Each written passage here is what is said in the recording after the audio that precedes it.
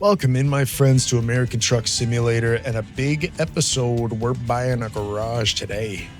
But we've got a bit of an intro. I want to catch you up to speed and save you the time. So we wanted to go to Coeur d'Alene. We identified that as the best location. We've got a history with that place. We said we were going to own that garage. So I'm just kind of mapping it out, figuring out how I'm going to do this. I was in the menus forever. Finally figured out quick travel. And thought, okay, well, we got to drive there and go to the doorsteps, buy this in person. So $647. We did go ahead and do that. But then we also need the funding to do it. So we go to the bank, take out the big one, $400K, $5,800 loan payment every day, basically. But we're ready for it. We cleared up our last one. So we drop ourselves in Coeur d'Alene. And here we are looking at our path that it automatically gave us and thought, well, why is it going all backwards? I got to go on the freeway and then go backward down the freeway. Screw that. Why don't we just go the short way through town? So I'm looking at it right now, not remembering Hell's Half Acre of 10 traffic lights that we should have learned our lesson. So here we are, changing the route and thinking, oh, no, we'll just go back this way. That's perfect. Okay. And boy, do we regret it. And I'm not going to make you sit through it all. I decided to do a sped up kind of time-lapse thing here where you're going to kind of know the pain that happened, but in a much shorter amount of time. The number of traffic lights through here, it's honestly insane. I'm so glad that we're not the ones that are operating out of Coeur d'Alene. Oh, by the way, just got ourselves a traffic ticket. So $650 to fast travel. Another $660 for that red light. We're off to a rough start, but it does get better and it's all worth it. We get the garage, we get a couple trucks, a couple drivers, and you're going to see all of that in real time. And then later in the episode, we really settle into some beautiful country and I think get into some decent storytelling and, chats about some different topics. So hopefully you stick around for it all. But I thought, man, I want you to see how we got to this point in this episode of getting to this garage and getting it all done.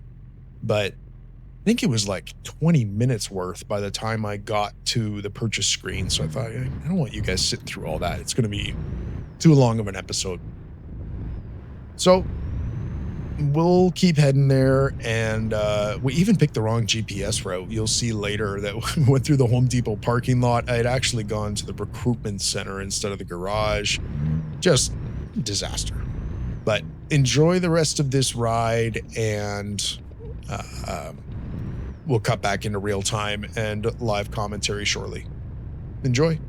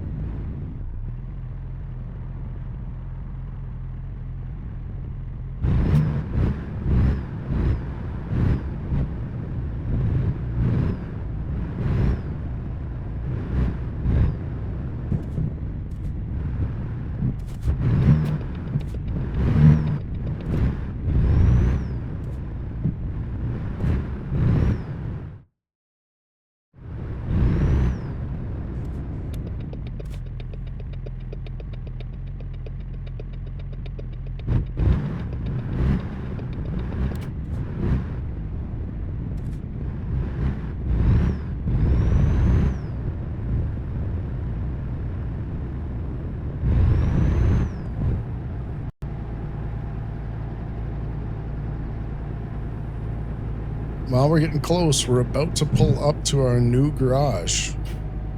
Here it is. Oh, should probably turn there. Take the next one. Oh, no, we can't. What is this? Oh, maybe we can. Oh, we're going to go all the way around.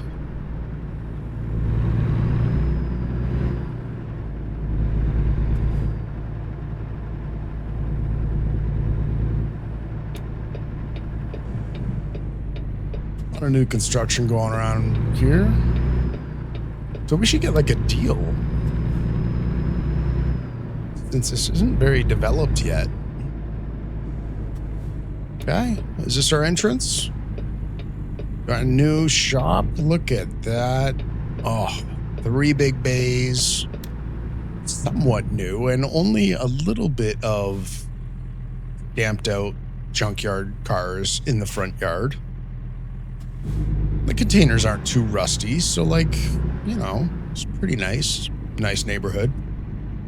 Okay, well, we've got the money. And here we go. Yes, we'd like to buy it.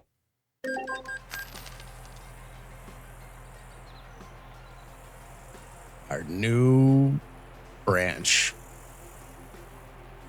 This is our big garage. It's not our headquarters, not our head office, but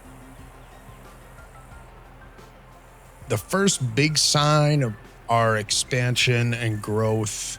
Oh, look, there's an office in there. Okay, so what is this?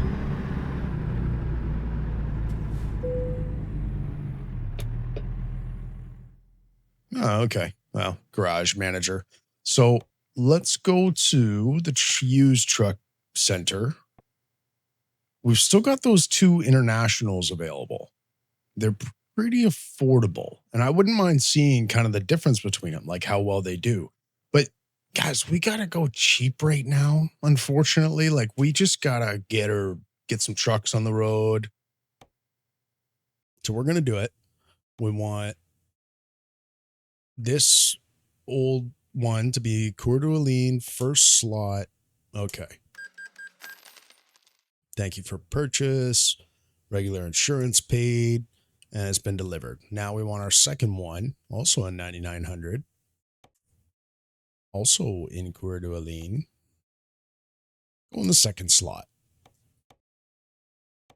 Let's do it. Also delivered and insurance paid. 2 trucks. Okay. Can I get out of here?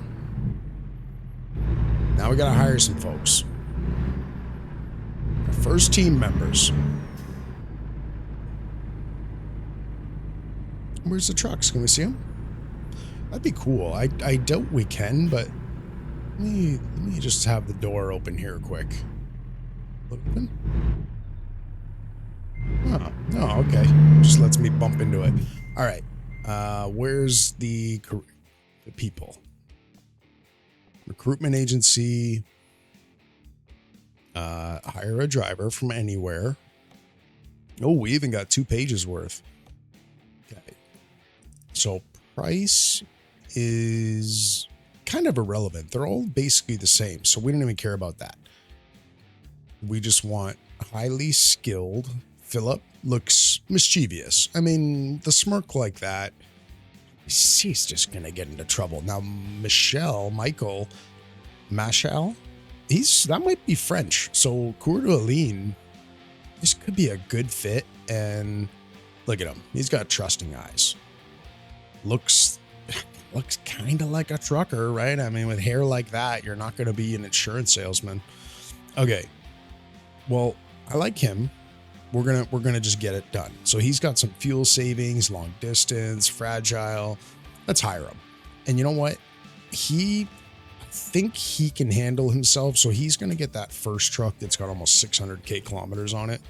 Because he's like, he's a vet. So driver's going to arrive shortly and get to work. Okay.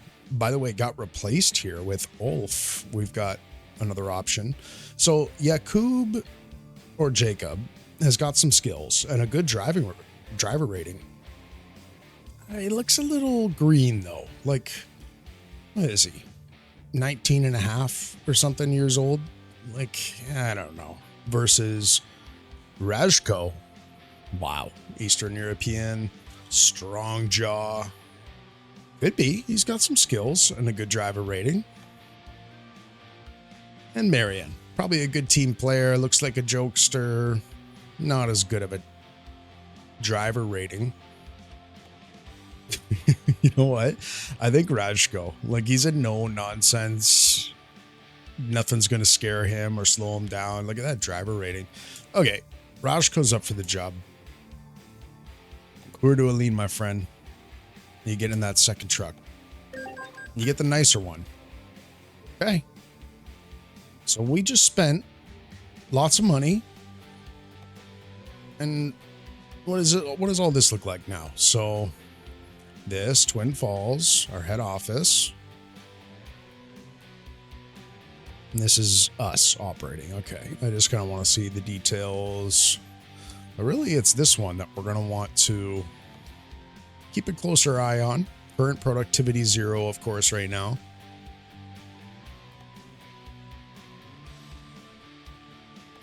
Economy summary. Okay, no statistics yet. But I hope we've got them sorted out. Driver manager. I mean, what's this? Is this, okay, the whole company profits, but that's what I've been just bringing in over the last 7 days.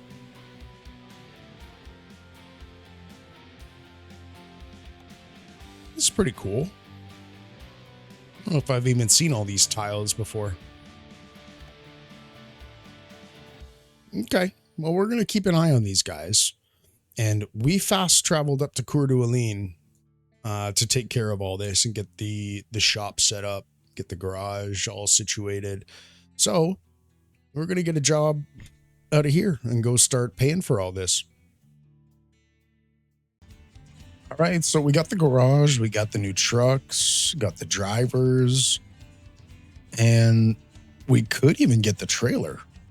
We've got enough money, we could get ourselves the trailer that we've been wanting.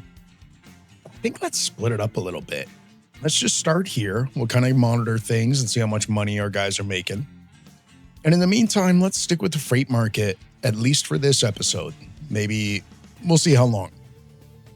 And we'll just take a couple jobs, maybe earn some money, make sure that we're covering our loan payment, and then we'll look at a trailer.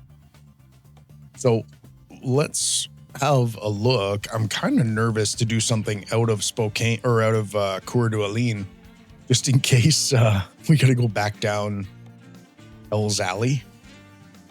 But we'll think about it. Let's see what's here. Okay, Pendleton. 33,000. It's a mulcher. Really good rate. And we get down to Oregon. What's this? Clamshell buckets. All the way back down to Boise. That's a big contract. I don't even know how long this episode is as of right now, but let's take this. 16K. The rate's not quite as good, but we're going to stay in Idaho for now. Now, let me make sure. I want to see where we got to go for this. Okay, we don't have to go down Hell's Half Acre right here. We're going to get on the highway over to Lennar. Okay. And I already forget the name of our employees. Ravishkar or something, and then Michael. He's a Frenchie, I think. But they got to get to work. Go find some jobs, boys. We got to keep the coffee maker well stocked at this location, and we'll have fresh donuts out every day. As long as you are hauling cargo. Okay. And now it feels like a business owner. Oh, sorry, little wide turn.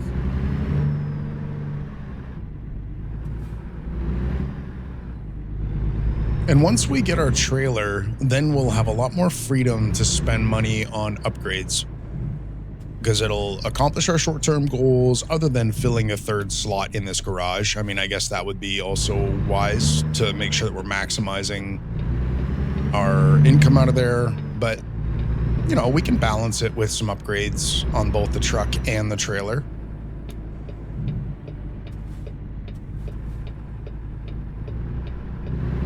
And I'm thinking that given the fact that we got those used 9900s for our employees, which I think was the right way to go, keep it affordable.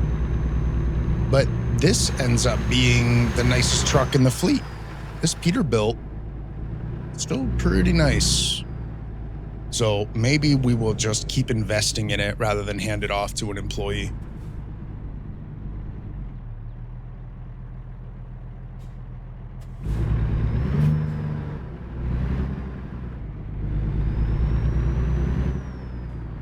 What level are we at? I feel like we're almost at 10, or we are. Oh boy, I'm going to go here. Oh no, that wasn't. There's a left turn signal.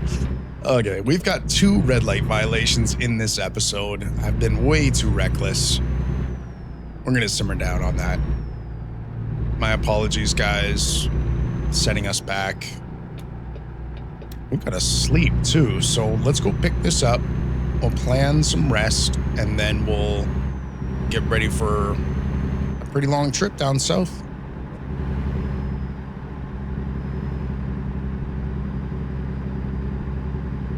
Yeah, I think we're either almost level 10 or we just got level 10.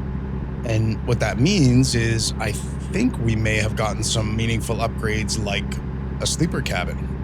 Not sure. Oh, and look at that juicy bank too. It's almost tempting. 160 grand.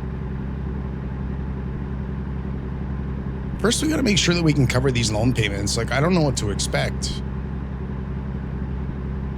I mean, we should be able to cover it on our own. If we're hustling and picking good jobs, we do generally a good delivery per day. But even if it was every other day, like making 12, 15 grand on a delivery every other day, well, we're covering the loan payment at the very least. Oops.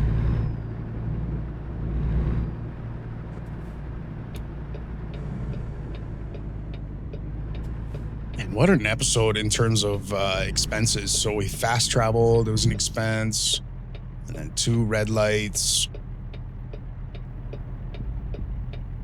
It's no problem. We can absorb those small costs, those little mistakes, learn from them,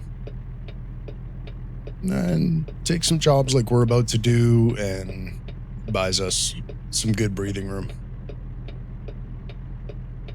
Plus, I don't want to check too often, but I mean, our drivers are going to start producing something. And actually, we're going to be resting after we pick up this cargo. And after we rest, there may be a bit of data for us to check out.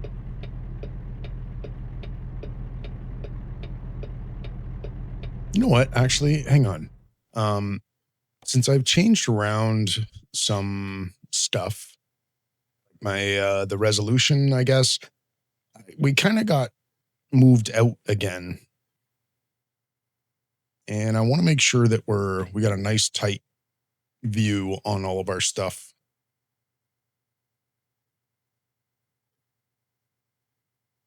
Yeah, I think that's probably pretty good. Okay. We can see our console a lot better. I'm sorry. I just want to move up maybe a little bit. Yep. Just get over top of the steering wheel and maybe just tilt. We'll look down a little bit more. Perfect.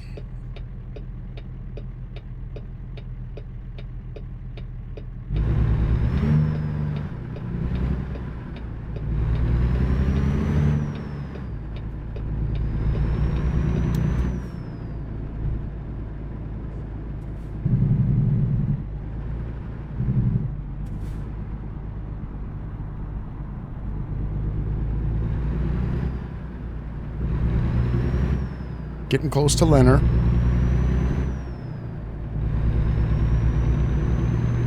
Looks like they're at this construction site with a big crane.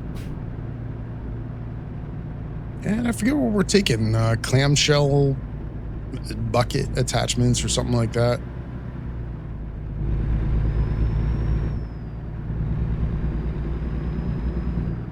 And I can't remember the destination either. I want to say it's Boise, but... Ooh. Just testing out the brakes.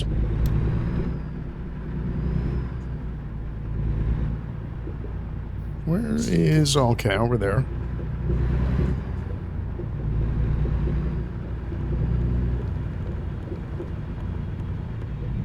Good day, sirs.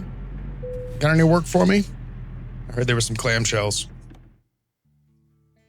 Yeah. It's only 30,000 pounds, make 16K, heading to Boise. And we've got quite a bit of time, like about 48 hours to deliver. That's perfect. There they are.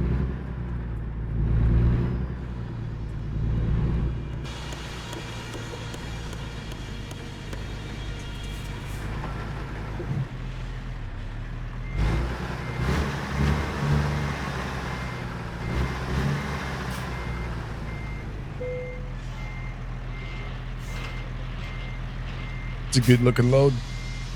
Good looking truck. Let's map out where we are going to rest. So it wants us to go back through that hellscape area. We don't want to do that. I might actually go purposefully out of our way. We're going to go this way out of town. And I don't even want to stop here because I think it forces us back the way we don't want to go. So how far is this? It's an hour and a half. We can do that. We're going to be going down 90 through Missoula, and then we'll backtrack. Not very far. I don't think it's too much longer of a distance, but honestly, that avenue in Coeur d'Alene is unbelievable. We've been through it twice now, once more at the beginning of this episode. And we'll go out of our way to avoid it. And for the most part, we'll probably not really operate out of Coeur d'Alene too often. That'll be for our employees to manage. We'll go around the back here.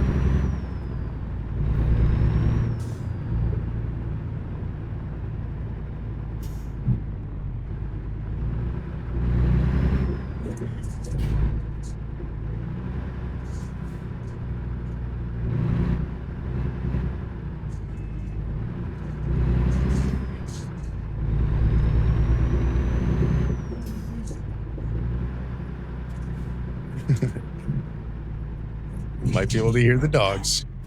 They're just playing, fighting with each other.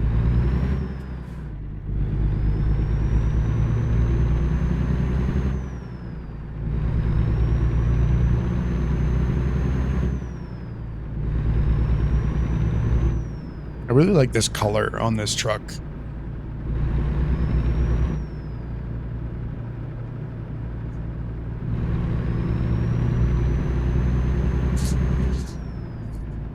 Ooh, that was a bad fall. Hang on just a second. Let me see. Make sure they're good. All right. Sorry about that. I had to make sure. That was a hard hit on the hardwood, jumping off the couch or something, but I went and checked on them and couldn't even figure out which one took the fall. They no signs, both ready to play with me. So they're good. Oh boy.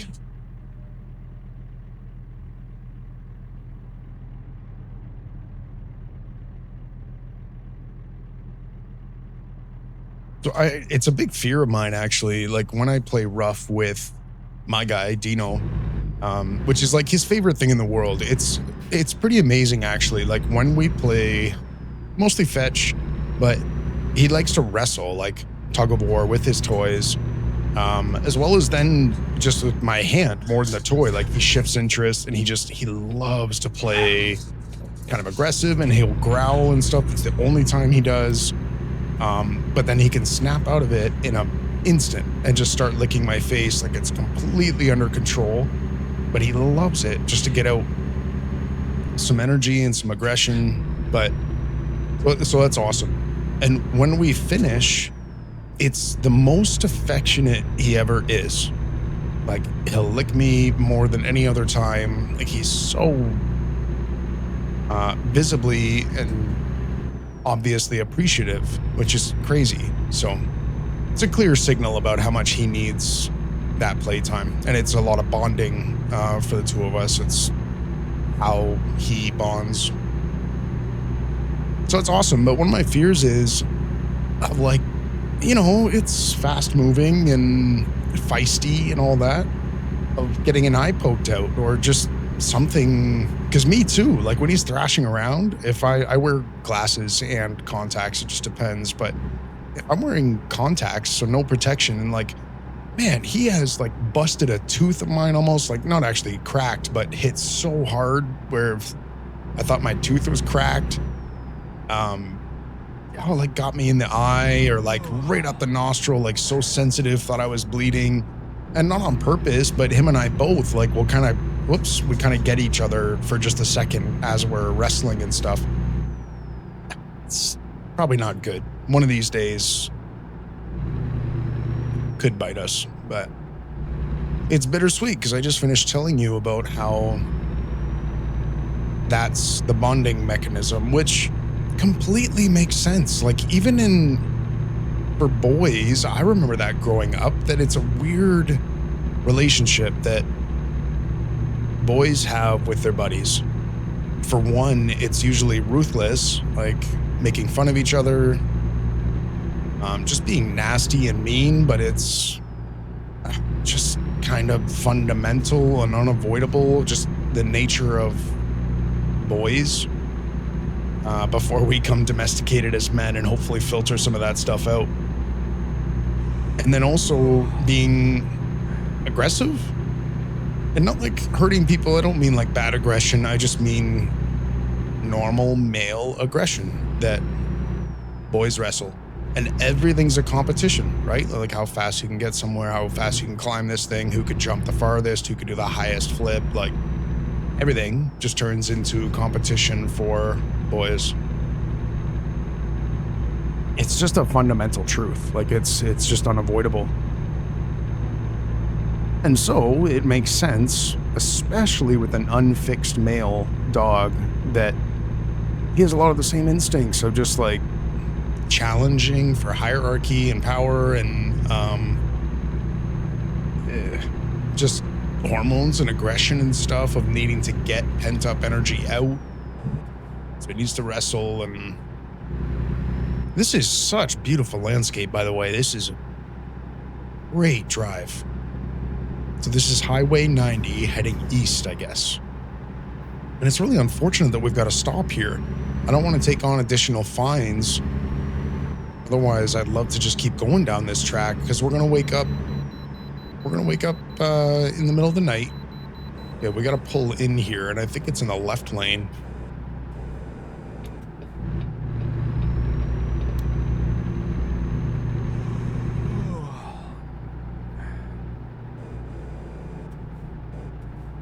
Just think of the saying of boys will be boys.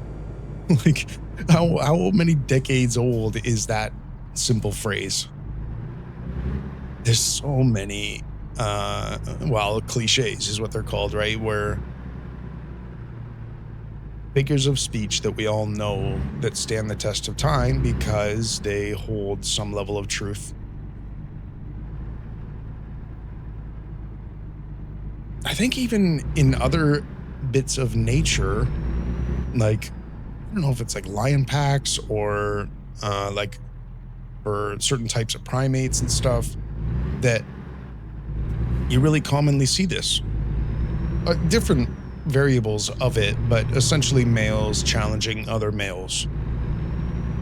It maybe starts when they're super young as just more of like a learning, testing, developing skills, that kind of thing, and then eventually it kind of becomes real and kind of nasty, of the young versions replacing the old as they challenge them. This is where we exit, jump off and get a rest.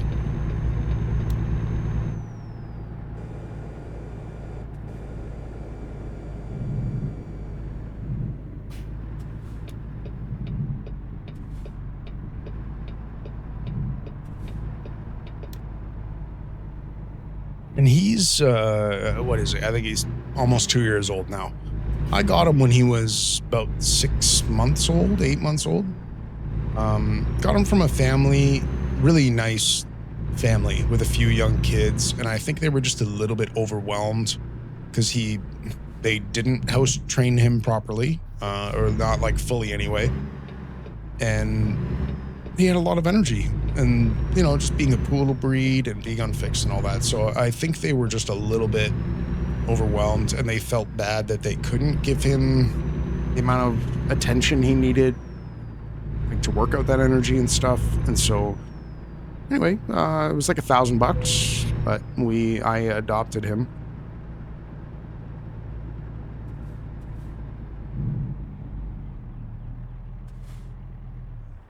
Get fueled up. But the point was that I think, especially also when they're young, including human boys, that part of the function of the rough and tumble play, is another way to say that, is to learn limitations, like to learn what's acceptable, what is going too far.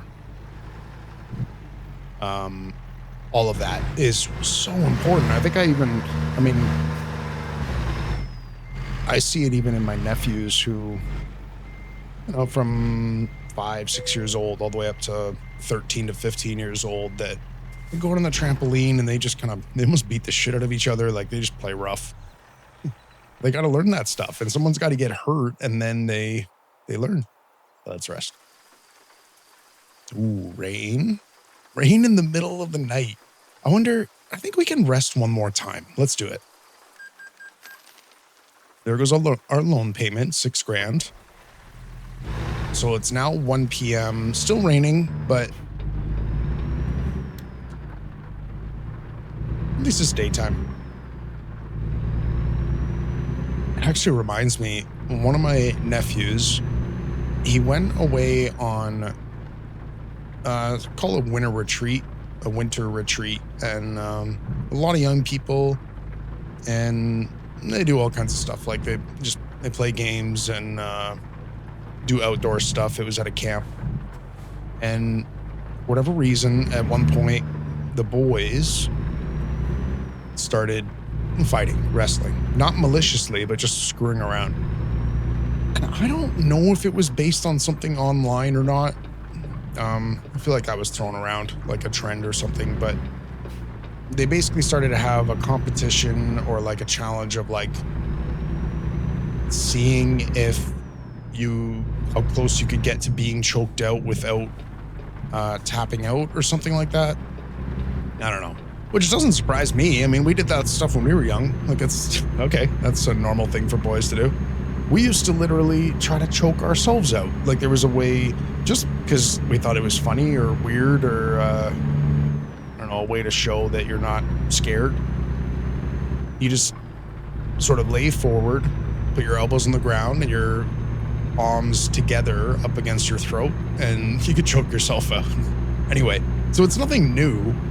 The boys are always just stupid and doing stuff like that. But anyway, one of the guys choked out another one of the boys. They're probably like 13 or so, but it was bad. So he fully blacked out. They were both standing, and the boy who blacked out, he went down and he smoked his head off the ground, and it was pretty bad. And so I think they ended up actually taking him, like he woke up, but he was nauseous and confused and all that. So it was, signs of a concussion. So they took him to the hospital and he got care, and it turned out it was a pretty bad concussion. And my nephew was there, and in fact, he was the one who did the choking out, which made it so much more intense. And it was not intentional. I mean, they weren't thinking through what they were doing and that potential outcome or consequence. They were just screwing around. And it was all consensual too. It's not like he was bullying or picking on this boy. They were like purposefully taking turns and like, I don't know, just trying stuff. And it kind of traumatized him, as it should. Like, it's a really scary moment for anyone. And so as far as I know, like the other boy was fine, and the parents all, of course, had to get involved, and they worked it out, and there wasn't resentment or, it didn't get super nasty or anything. It was okay. Everyone kind of understood, like, the boys are being stupid. But in a way, yes, even though I'm 39, like, I'm kind of old school, where I go like, yeah, that's good. Like, they need to know that. And he will never forget it for the rest of his life. Guaranteed. He will never forget. And so the next time there's some dudes who are messing around, he's going to stop them and say, hey, don't do that. Did you know that if you, whatever, like, this is going to happen? Like, it already happened to me. Like, stop doing that. Because he's got like this brutal, sharp visceral reminder of, hey, if you mess around, you're going to find out. And so it's, I don't know. I think there's lots of examples of that, of just protecting kids from consequence. We've talked about that a little bit in other episodes. And all of us at any age sometimes need to know the consequence of acting stupid, making stupid choices, so that we know not to do those things, because it's not enough to be told not to. Like, if let's say a leader had walked in right at that moment and told the boys, we're speeding here, and told the boys, hey, cut it out, no horsing around, and like someone's going to get hurt, the boys are going to roll their eyes and think, you're lame, you just don't want us to have fun. And it doesn't teach them anything. So like the next moment that the leader walks out of the room, guess what they're doing? Because like they don't know the consequence. So it hurts to see people go through stuff, right? But sometimes that's the only way for us to actually know and to learn things.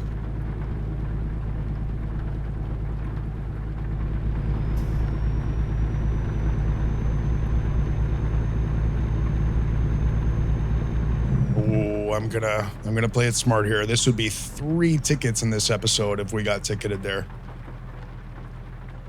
No bueno. It's another concussion story that I experienced. Maybe I don't think I've talked about it, but I went to a school in Colorado when I was 21. I had already gone to college for accounting, and I had already worked like in the field for a little bit, and I hated it. It was just not the right environment, and I was whatever. It was a weird stage where I was not happy with things. And so my parents were super helpful and came up with this idea and helped to support this year, the full year, college in Colorado. It was like an outdoor school. So incredible. Like one of the best experiences of my life. I'll never forget. I mean, all the things that we were able to do: climb mountains, go caving, snowboard every day, a nice hockey rink in the backyard with every outdoor activity you could imagine. It was constant all the time. Tons of young people. Well, not tons. It was only like maybe 60 people at the school. And we stayed in like these little lodges and stuff, like right on site. Like they had a cool property. Anyway, not going into all of that necessarily, like that year at that school. Thank you, truck, by the way, for letting me squeeze in here. But it was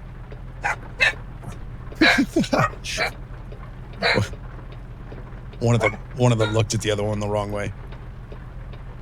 I think it was like the first week that we had just arrived. It was kind of like a standard school year-ish, like started in September, finished maybe end of July. So like a long school year.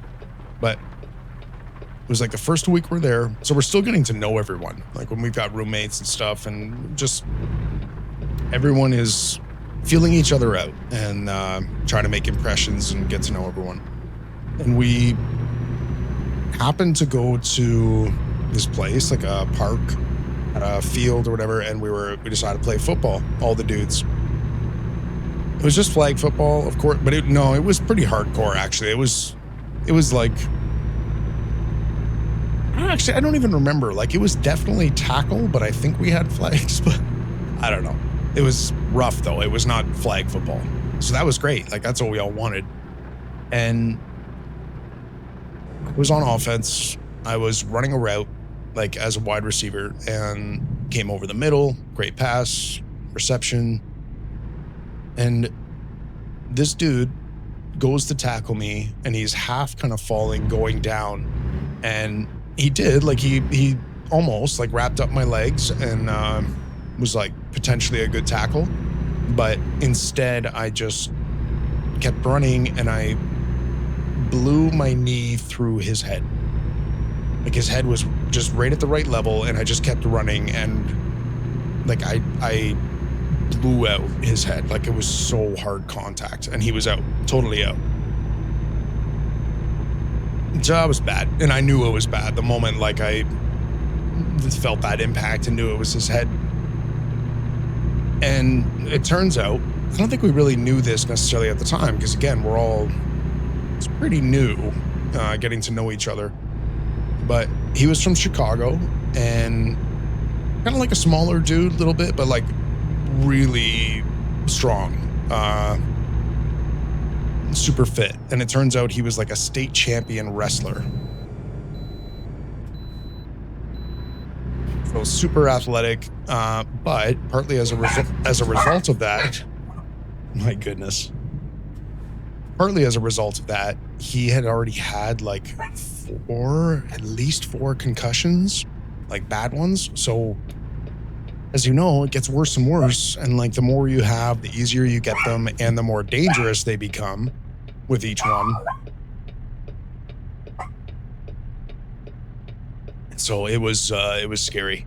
It took him, like, I think we had to watch him, like he wasn't allowed to sleep, certainly during that day, because I think what happens for people who experience that, especially if you've had multiples and if it's a really bad one, all you want to do is sleep.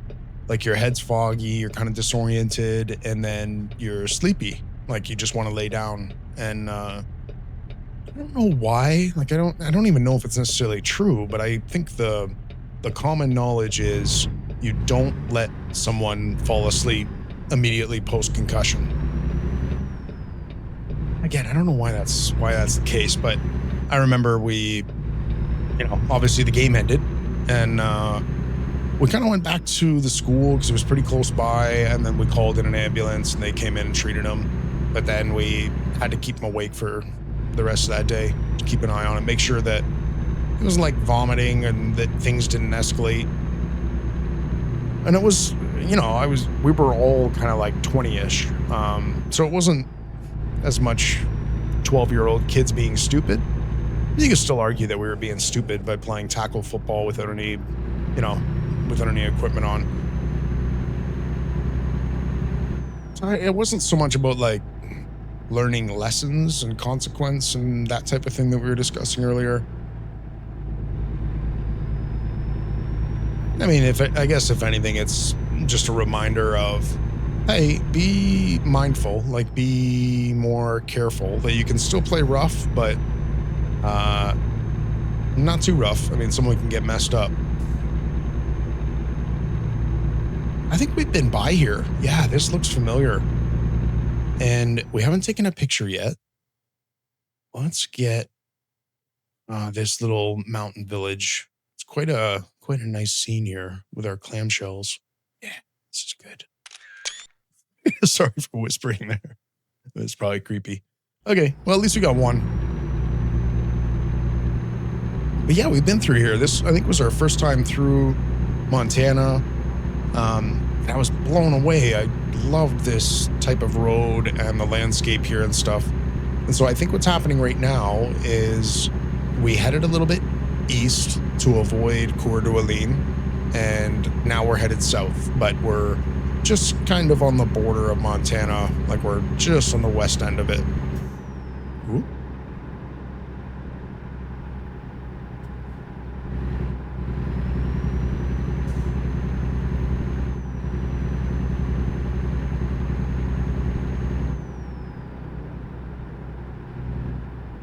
Something else I had been thinking about recently was the nature of TV shows. And I think I saw like some video essays, maybe on YouTube or something, that made me think of this topic that I used to, well, we gotta get our cruise control set here. I used to get pretty, not fired up about, but felt strongly about, because TV became a thing that it used to be the scraps of Hollywood. It used to be just movies, movie stars, right? Celebrities. And like, if you had to go to TV, that was like shameful. And then certain shows happened, like Breaking Bad, for instance. And there was others during that era that really changed the game. And it was like, oh, no, TV is actually like way better. can have these long series with better character development, and now you were getting better and better actors who were willing to do TV series. And so the whole landscape shifted in entertainment. So that was great as a consumer. But a problem started to arise, and this all coincided with streaming, of course. And the problem was, it seemed relatively easy, or at least doable, to create a show with a premise that was awesome, unbelievable. Like, absolutely creates curiosity and ropes in a viewer, right? And then it's unsustainable. And then you cannot maintain the tension, the curiosity, the intrigue, and like based on the premise. And it's partly, I think, well, there's a few things going on. So some of these shows, I'm trying to, maybe some examples I'll throw out quick is like, Prison Break was an early one, right? Like, crazy premise, like stuck in prison, broke out, like the whole season is about them setting up, sort of being able to escape, and like, well, at the end of the season they finally do. Awesome, that's the payoff. Well, then the second season they're on the run, and the third season they go back to prison, and now they're in a Mexico prison, and then they got to escape from that prison, and then all of a sudden you're in this circular thing where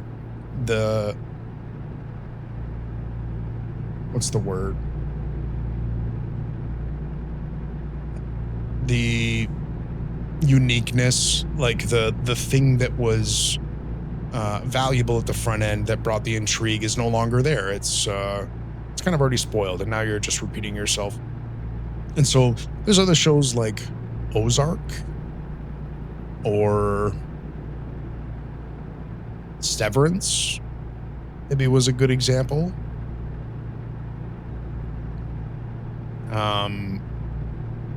Blacklist. I think there's a lot of shows that it's like season 1, unbelievable. Season 2 also, because it's like, well, season 1 was so crazy, I got to see what happens. And season 2 can kind of still play off of the energy of it. But then so quickly, so many shows degrade.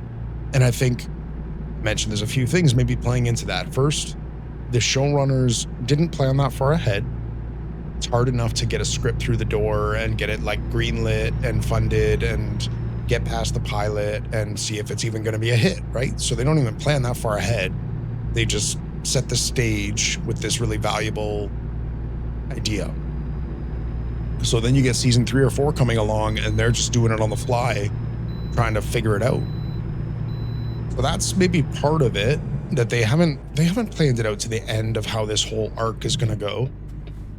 The next factor is greed.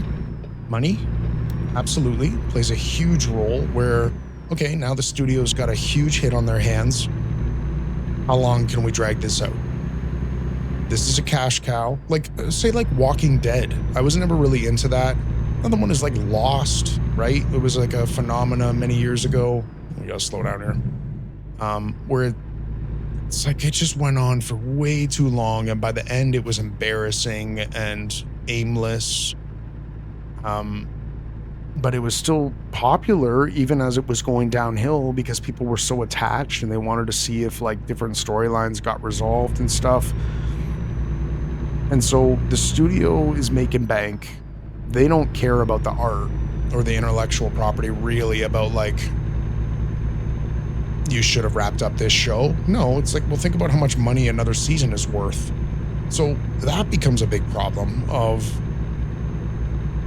imagine if studios, and there are a few examples of this, I'm not sure if I'd be able to think of one off the top of my head, but, well, actually think of, okay, like Sherlock was a crazy series, the TV series, where every episode was an hour and a half, 2 hours, like a movie.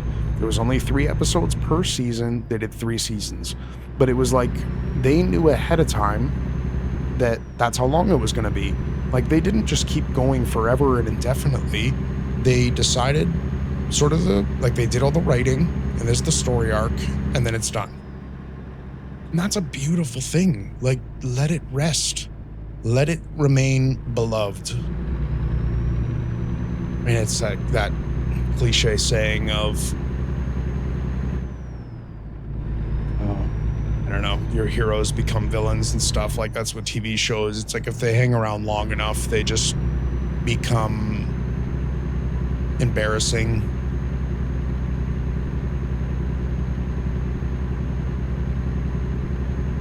It's just a shame. There's not a lot of shows that remain excellent right up until the end. Like, some have, like, say, Breaking Bad. I didn't watch The Wire to the very end, but it's one of the most beloved and highly praised shows.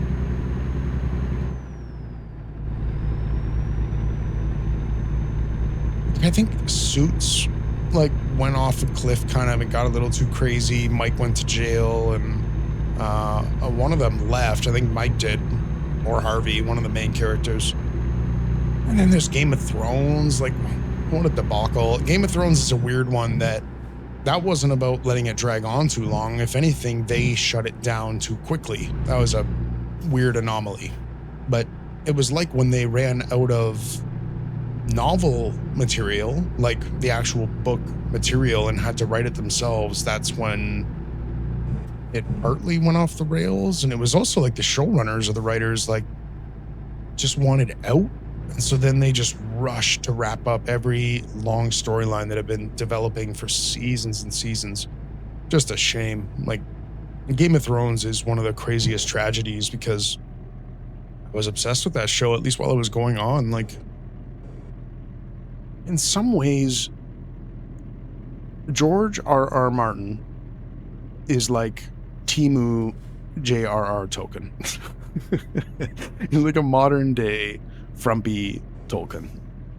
But he did write a lot of books. He did create a world and, like, languages and a lot of deep lore, which I give him credit for. That's how you craft a world and a story and an epic, essentially. And he did. But he didn't finish the books. Like, he's still writing them, I think, now, of A Song of Ice and Fire, that series. And the show got out ahead of it because it was doing a season every single year. And then it got out over its skis and had to write its own, and whatever, went to shit.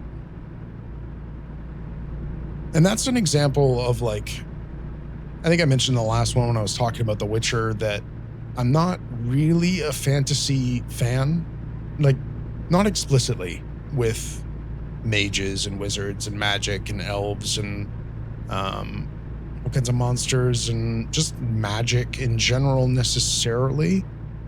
I mean, the best example is the Total War series. I'm a huge fan, but I like the historical titles like Medieval and Shogun and Attila and Rome, as opposed to Warhammer.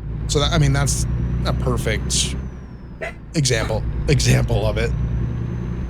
But there's exceptions, certainly. I've still played 500 hours of all of the Warhammer games in that series. And I've watched The Lord of the Rings like 40 times. I've read the books, and I love them so much. And there's magic in that. There's wizards. There's powerful rings and all sorts of metaphysical elements, like powers in the world, right? And there's elves and dwarves, and those are classic fantasy species and stuff. And so I'm not opposed to it. And so Game of Thrones, it's in some ways similar, right? Like, I wouldn't say necessarily that dragons are going to sell me on a show, but they were awesome in that show. Because the writing was good enough where they started off as like a legend, and then they were tiny and not threatening, and then they turned into changing the world. And the way it was handled was really good, and so I loved that element in the show. It just depends. I'm selective of when I think it suits or when it doesn't.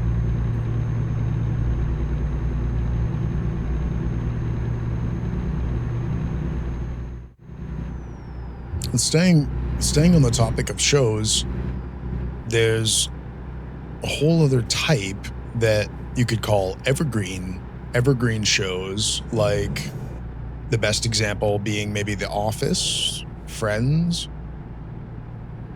Family Guy, Gilmore Girls, Grey's Anatomy, some of the classics that are long-standing shows that aren't all, I mean, they eventually do try to tell kind of a coherent, tied together story of relationships and stuff, but for the most part, they're not like that. They're designed to be a show where you can just drop in on season 5, episode 18 and enjoy it. And that's like comfort food. I mean, I think Netflix released statistics at one point talking about this. Some of the streaming platforms have, where some of those classic shows, the viewership is insane. And they have the stats showing how different viewers, that's the only thing they watch. They just repeatedly work back through the same show over and over. And it's one of the big issues with streaming. I mean, I touched on before that I'm my own Netflix now. I built my own home server. It's wonderful, content kind of for a lifetime. And I don't crave new shows. I mean, when I was subscribed to every single one of them, I didn't watch 95% of it. Like 90% plus of those massive libraries they've got to have in order to make the platform appealing and to have options for people. It's all just clutter and junk, and like, why would I watch all this random stuff I've never heard of? Some people are into that, and that's cool. I mean, I kind of envy that. I wish I maybe just explored and did that more, but it doesn't interest me. I would just be locked in on a handful of content that I liked, and then certain new stuff that came out, like I don't know without giving examples, but there were new series that I was really interested in and did latch onto a little bit. But it's so much clutter, so much useless stuff, and really, and the stats bear it out too, people are just gravitating towards the classics and the stuff they like. It's a shame that comedy has been killed these last years, and without getting political about it, but it's just become unsafe to do comedy. Like, everyone's offended. You're not, they always joke about the fact that you could never make The Office today. Well, that's a shame. Like, well, then we've regressed as a society. We've moved backwards then if art like that is so widely beloved is not allowed to be made. Now, fortunately, it's allowed to exist. I don't know if they've removed certain episodes. I think they even have. I think they've censored it at times on the platforms for certain things that were a little too far. So that's bad. I just got an achievement, by the way. Visit the 45th parallel of Idaho, I think it said. But what a shame that we're not allowed to make edgy stuff anymore. And so some of the older stuff that is edgy is crystallized in history. It's beloved because it's rare. It's sought after because no one's allowed to make it anymore. At some point, I should go more maybe into my history. I mean, that's like episodes worth of discussing more details about it. But the key point that I wanted to touch on was I did a lot of drugs when I was younger. And fortunately, I've wrestled those demons. And in some ways, I have just traded those demons, found the ones that require an ounce of flesh rather than a pound, and figured out sort of how to keep them at bay with minimal impact and not get into really nasty, destructive stuff, but finding ways to cope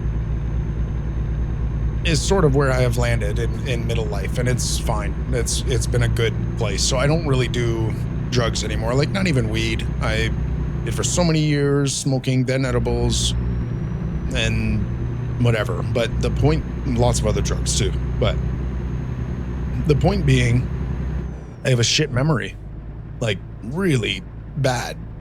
And I think MDMA was maybe the worst one, like the most destructive. I remember back when we did it, we used to get warned, like they would say, whenever you do it, it's like taking a scoop out of your brain, like and just removing it. And we're like, screw it. Like I'm not going to notice. It's just a fun night. And it was. I mean, it is the best drug. But seemingly they were right, or there was something about that. We'll hold that thought. Let's pull in here and get this cinematic.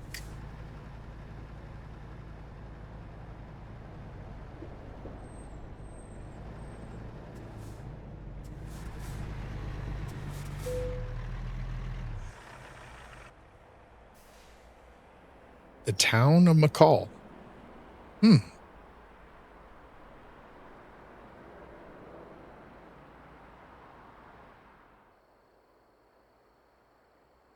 Tranquil and starry night.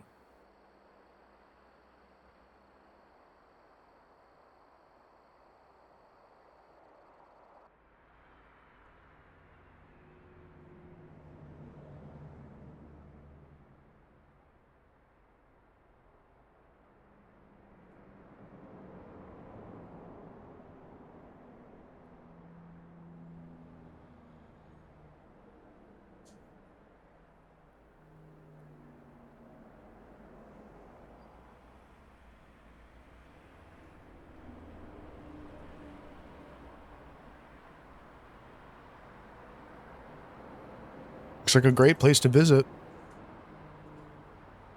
That bay with the sailboat.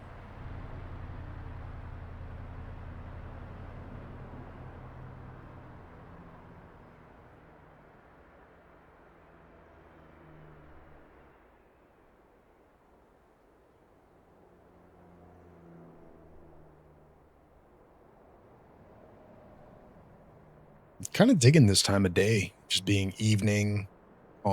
Still a little bit light, but the stars are really flexing for us. Since we're right here, maybe we will just grab some gas. Not sure how we'll be able to navigate all this.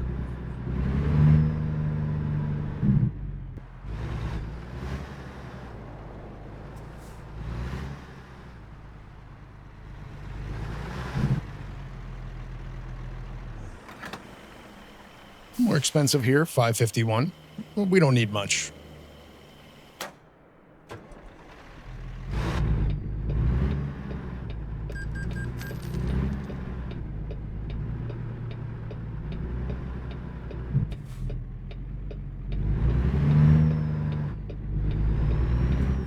Okay, well, that was a useful little pit stop. We definitely wanted to get that cinematic.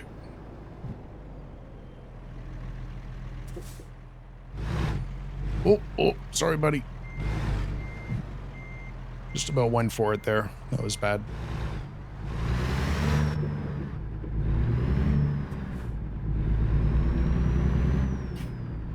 And so, oddly enough, there are some positives that come from that past life. Not very many. It's mainly negatives in the form of baggage and the fact that you never really get free. You just find alternatives, and you have to learn to replace it with things. And for many people, it can be fitness, eating, religion, all sorts of different things. Maybe marriage and kids that they can pour into and distract, work. I mean, there are things that you can potentially funnel your energy and focus on. Not always. I mean, it's not like, work is often something that will trigger these dependencies, not alleviate them. But you know what I mean. I mean, there are avenues to manage them. But it's mostly negatives. I can attest to that. I mean, I envy people who simply do not know. I mean, even as a heavy smoker, I mean, how awesome would it be to not have started? But say la vie, we are where we are. But one of the positives, and there are a few, like for instance, being able to talk to people about addiction and actually have a point of reference and being able to relate to them, maybe help them cope or move forward, escape things that are really destroying their life. I mean, is one of those. I think it removes a judgmental spirit that we can have towards other people because, I mean, what's the proverb that is essentially don't point out the speck in your brother's eye when you've got a plank in your own? Something along those lines. But it's like, well, don't be casting judgment on people when here you are with deep-seated vices of your own. You're no better. And so it can bring some perspective, and for me it did that, like alleviating judgment towards people that I otherwise may have been critical towards. That was a big transition that happened in my younger life where I would have been more critical, and because of the journey that my life took, I certainly became less and less so that. But the main point I was getting at through all of this meandering of thoughts was my memory is shit. And I just imagine what it'll be like when I'm like 60 or 70. It's kind of terrifying, but it's great for entertainment, for movies and TV shows and even video games. I forget everything. Like, it's weird. It's like, it's all kind of deja vu. Like, oh, I kind of remember this. I just get snippets of like, oh yeah, I remember that happening in that movie or in that game. And like, oh, there's something about this but like, I don't remember it. And so it means I can rewatch shows comfortably, effortlessly, enjoyably. Same with movies. And so that's why my home server, they got like 6 terabytes. It's a lot of content. But it'll last me a lifetime because it's all my favorite shit. And you just rewatch it because I kind of remember it. I know I love it, but like it's also kind of new spots, new things. The same with games. Like I can replay games that I know I love, that I've played before. And it's like, well, because I'm kind of re-experiencing it partly for the first time because I don't remember anything. Oh, we gotta pull in for an inspection. Just kind of good. It's mostly bad, but there's a small upside to having a poor memory.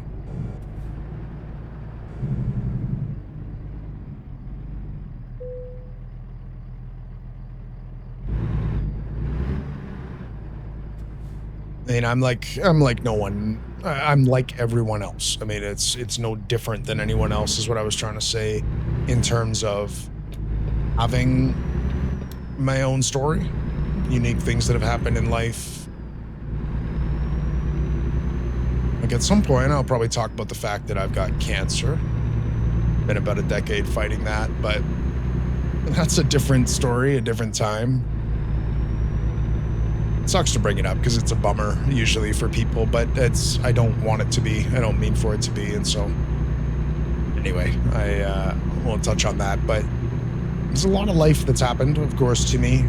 Addiction is a big conversation in and of itself, relationships, how I've gotten to the point where I'm single without kids, and it's all very purposeful, and it's not because I couldn't have been married, and like narrowly dodged some kid situations. But I'm glad it's all turned out the way it has. It's turned out the way that it was meant to turn out. I don't really do the regret thing. I really don't, for the most part, because any decisions that I made when I made them made sense to me at the time. And so there's times where I wish I wasn't the way I was, or that things didn't have to go the way they did, or, that type of thing. But I don't regret deciding the things I've decided because it had to be that way. I had to find out the hard way, or it made the most sense to me. And so I trust that. Like that's how it had to be. And so I can find peace in all of that. There's no issue. Okay. Well, we are almost there. I think we are in Boise. We're only 10 minutes out. 11:30 at night. So we're going to get this contract done. I feel like our bank account has grown. So we're going to finish this episode by taking a look at how the other drivers are doing. But I think there's some positive signs there. I wasn't paying attention. I didn't see any notifications coming up about money earned, because I think it does show, like, when they make money. But we're going to check that out. And then we'll need to rest up and get fully geared up for the next episode and wherever that leads us. So we're in South Idaho now. Maybe, ideally, I'd love to just head straight east and see Wyoming for the first time. But it's got to be the right contract. We're not going to force that necessarily. We need to make sure that we are making good money so that we can get some big juicy upgrades. I mean, maybe get a third truck in the garage, third driver at some point in the next several episodes, get ourselves a trailer. And by the way, I'm planning to just get a dry van, like the basic trailer, and no upgrades. We're going to do like a whole episode with a stock ass trailer, like a sad little 22 foot or whatever it is. And then we'll start upgrading it, and we'll get it to a full size and really invest in it. But I want to start from the bottom with that thing and experience it before getting to appreciate the fully upgraded one. So we've been here before. We got the cinematic that's further up ahead there. So anyway, and we also need like a new engine, new gearbox, maybe a sleeper cab, lots of stuff to spend money on. So we've got to make sure we're taking good contracts. We need tons of money for a long time. And this helps with that. Finishing deliveries like this. And another excellent job. Long distance bonus, high value, 16K. Real happy with that. So we're at level 9. We haven't reached level 10 yet, but we're getting close. New images. So we only took one this episode, I think. So I think it's going to be this guy. It will probably be the thumbnail. And I like it. I really like the wood cabins, like the lodges here. And I think that portrays Montana pretty well. So let's check out the company. What do we want here? We want maybe driver manager. Let's see how these guys are doing. Oh, look at them abroad. In Washington and Oregon, despite being based out of Coeur d'Alene. That's cool. And they've got a green background, which I think means they're doing well. So he's leveling up, seems like. He's got an experience bar. Shows his current delivery. He's on the road, going from Yakima to Coeur d'Alene. And how much money is he making? Well, average profit, there's nothing so far. Go log? Okay, well, he's going to make some profit, I guess, here. That's maybe his first one, it looks like. Oh, this guy. No profit so far. His log, nothing. But he's doing a big one. From Coeur d'Alene to Portland. So he's heading that way. Okay, well, good to see that they're at it. And I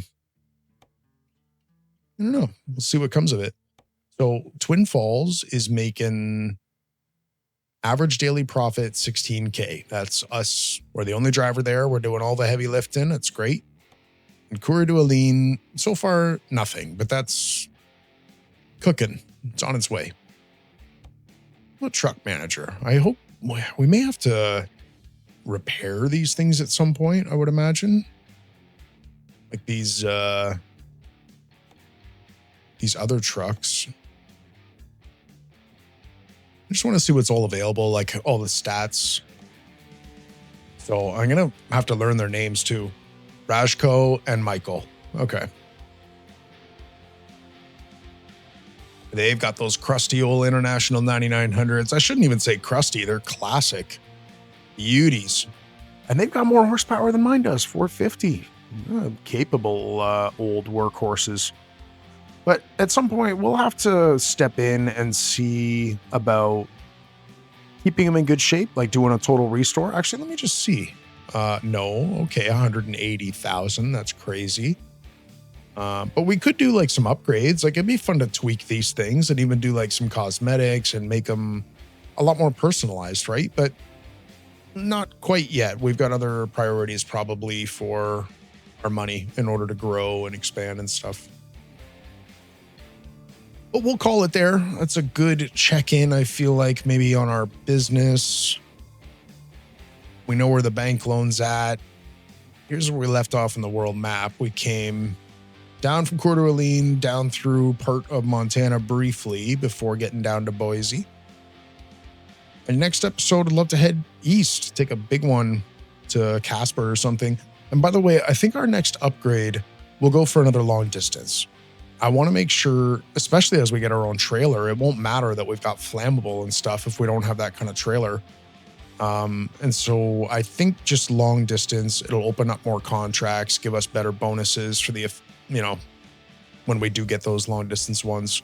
And then we can do some cool things all the way across here. And eventually, I got no problem. We'll head south. We'll get through Utah and Colorado, New Mexico.